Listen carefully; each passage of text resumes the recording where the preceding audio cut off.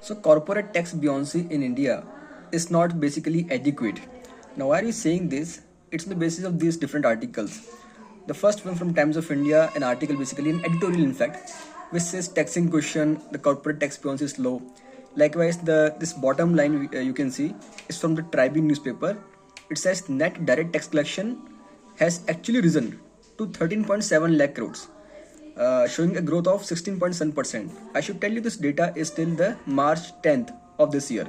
So till March 10th, in this current financial year, we are seeing a growth of 16.8% in the direct tax collection to 13.7 lakh crores. It's actually more than expected. We were expecting a growth of 16%.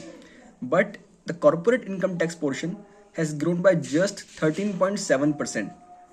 Now that's an issue because it's this growth of 13.7% is lower than even the national income.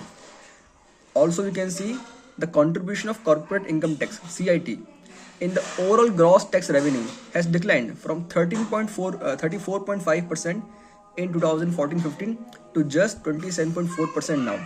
That means corporate tax buoyancy is low. See, what is tax buoyancy? Tax buoyancy means the growth in tax revenue with respect to growth in your national income. As you can see in this formula, that delta TB upon delta Y.